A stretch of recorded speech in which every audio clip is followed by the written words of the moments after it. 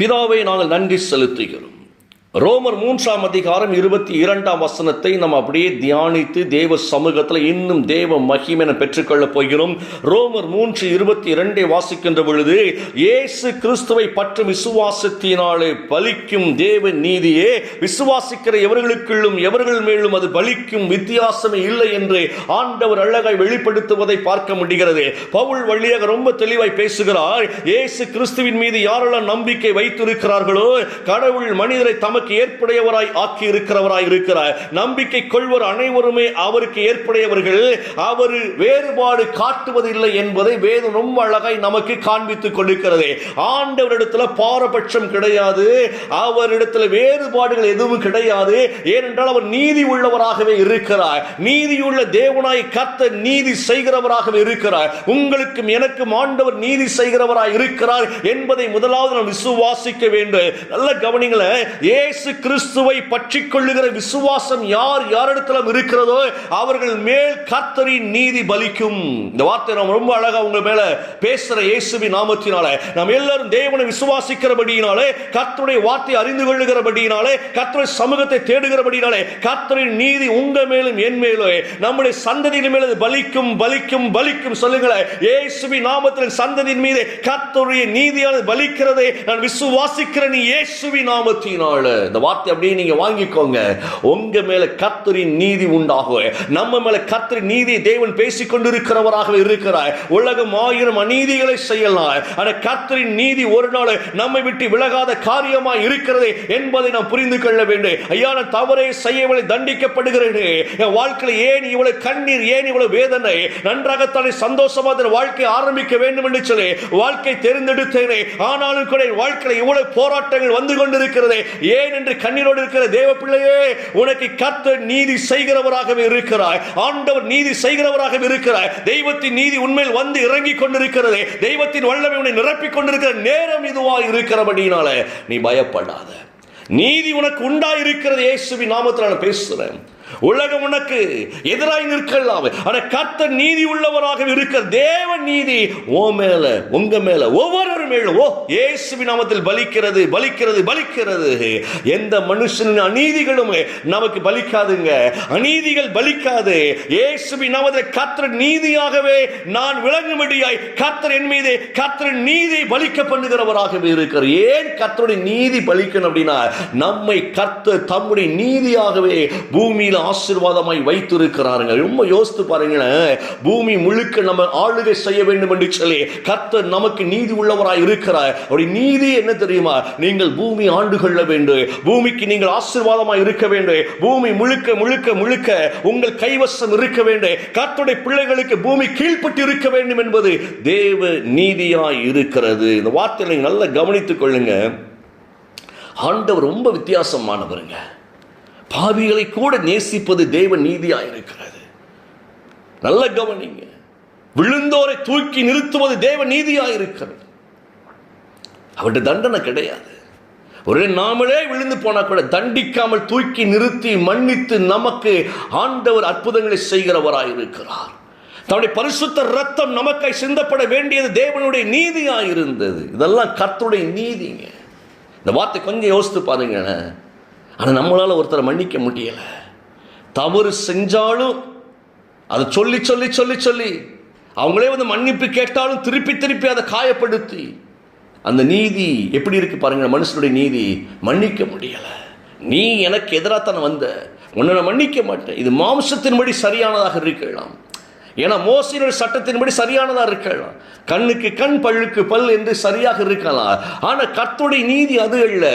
ஒருவன் உன் கண்ணத்தில் ஓங்கி அரைஞ்சிட்டான் அப்படின்னம்னா மறு கண்ணத்தை திருப்பி காட்டு, மறு கண்ணத்தை திருப்பி காட்டு அப்படிங்கிறார். இதெல்லாம் பயங்கரமாய் தேவன் வைத்திருக்கிற உன்னதவன் நீதியாக இருக்கிறது. அப்ப நம்ம கேட்கலாம், அது எப்படியே திருப்பி காட்ட முடியும்? நம்ம தான் வாங்கி கட்டி இருக்கிறோமே, நம்மள தான் அசிங்கப்படுத்திட்டாங்களே, திருப்பி அடிச்சாதானே நம்ம எந்திக்க முடியும். இல்லை இல்லை இல்லை, அது கோழைத்தனம், அது கர்த்தருடைய நீதி அல்ல. இயேசு கிறிஸ்துவே பாவம் செய்யாத ஆண்டவராக இயேசு கிறிஸ்துவே நாம் நீதிமான்களாய் மாறும்படியாய், நமக்காக அடிக்கப்படும்படியாய் அவர் தன்னையை ஒப்புக் கொடுத்தவர். அவர் வேதம் ரொம்ப அழகை நமக்கு காண்பித்து கொடுக்கிறதுங்க. கர்த்தருடைய வார்த்தை நல்லா யோசித்து பார்த்தீங்கன்னா, அதே ரோமர் 3ஆம் அதிகாரத்தில் 26ஆம் வசனம் ரொம்ப அழகாய் சொல்கிறது, இயேசு கிறிஸ்துவினுடைய இரத்தத்தை பற்று விசுவாசத்தினாலே இது பலிக்கின்ற காரியமாய் இருக்கிறது.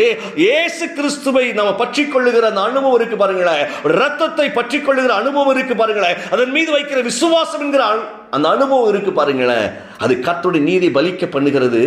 ஏன்னா இயேசு கிறிஸ்துவானவர் நமக்காக தண்டிக்கப்பட்டாருங்க. நீதி உள்ள ஆண்டவரை இயேசு கிறிஸ்துவானவர் நீதி அற்றவராய் மாறும்படியாக நம்முடைய பாவங்கள் எல்லாம் அவர் மேல் சுமத்தப்பட்டது. யோசித்து பாருங்களேன், அவர் நீதி உள்ளவர் தான், எந்த பாவம் அறியாதவர் தான் அவர். அவருக்கு நாம் நீதிமான்களை வார வேண்டும் என்பதற்காக ஒரு தண்டனை கொடுக்கப்பட்டது, நீதியற்ற தண்டனை கொடுக்கப்பட்டது, நீதியே இல்லாத தண்டனை கொடுக்கப்பட்டது. அந்த நீதியற்றதை அவர் ஏற்றுக்கொண்டபடியினால இன்னைக்கு நீங்களும் நானும் நீதிமான்களாய் மாற்றப்பட்டு இருக்கிறோம். இந்த வார்த்தையை உள்வாங்கி நீங்க பேசுங்க. நான் கர்த்தரின் பாதவில் நீதி செய்யும்படியாய் அழைக்கப்பட்டிருக்கிற நீதிமான் சொல்லுங்களேன். நான் தேவனால் நீதி பெற்றிருக்கிறேன், கர்த்தரின் நீதி ஏமேல இருக்கு.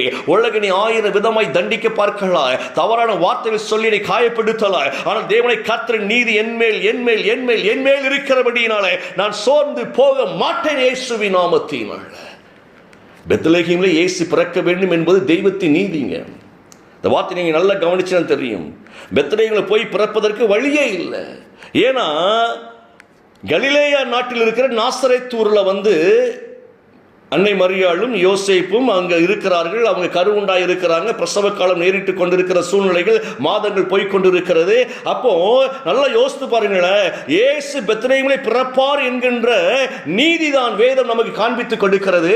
அந்த நீதி நிலைநாட்ட தேவன் பயங்கரமான ஆசீர்வாதங்களோடு கூட அவர் வெளிப்படுகிறவராகவே தான் இருக்கிறார். திடீரென்று சில நாட்டின் சட்டத்தை அவர் மாற்றினாருங்க. நாட்டோட புதிய சட்டம் உண்டாகிறது. ரோம ஜனங்கள் எல்லோருமே தங்களுடைய பெயர்களை பதிவு செய்ய வேண்டும் அரசாங்கத்தில்.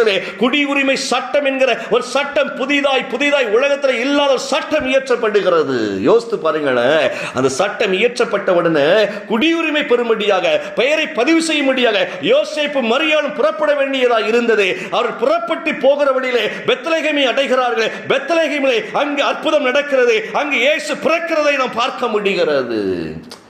கலிலேயாவில் இருந்திருந்தாங்கன்னா அந்த வார்த்தை நிறைவேறி இருக்காது. கர்த்தர் வார்த்தை நிறைவேற்றுவதற்கு என்ன செய்கிறாரு?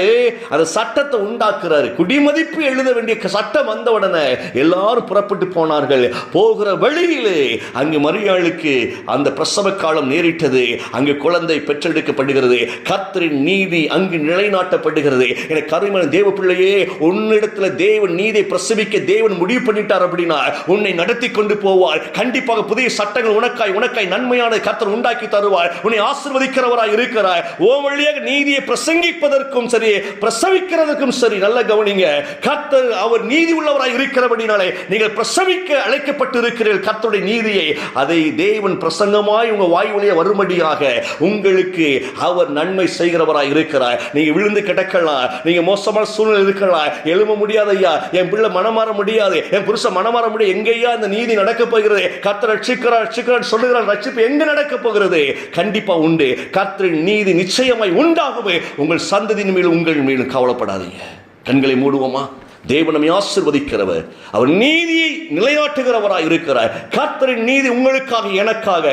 பிதாவை நாங்கள் நன்றி செலுத்துகிறோம் ஐயா, உம்முடைய நீதியாய் நாங்கள் வாழும்படியாய் எங்களுக்காய் ஆண்டவர் ரத்தம் சிந்தினீரே, எங்களுக்காய் ஆண்டவர் நீர் பரிதவித்தீர் அல்லவா, அதற்காக நன்றி செலுத்துகிறோம். இயேசுவின் நாமத்தினாலே இணைந்திருக்கிற ஒவ்வொரு பிள்ளைகள் மீது ஆண்டவரே நீதி உண்டாகும்படியாய், உம்முடைய நீதி உண்டாகும்படியாய் ஆண்டவரை நாங்கள் பிள்ளைகளை ஆசீர்வதிக்கிறோம். ஒவ்வொரு பிள்ளைகள் மேல் இந்த ஆசீர்வாதம் ஊற்றப்படுவதாக ஆண்டவரே, நாங்கள் நீதி உள்ளவர்களாய் பூமியில வாழ்ந்து சுகமாய் இருக்கும்படியாய் எங்களுக்கு உம்முடைய நீதி நீர் பிரசவிக்கும்படியாக அழைத்தீரை நன்றி செலுத்துகிறோம். இயேசுவின் நாமத்தில் பிள்ளைகளை ஒப்புக்கொண்டிருக்கிறேன் நல்ல பிதாவே.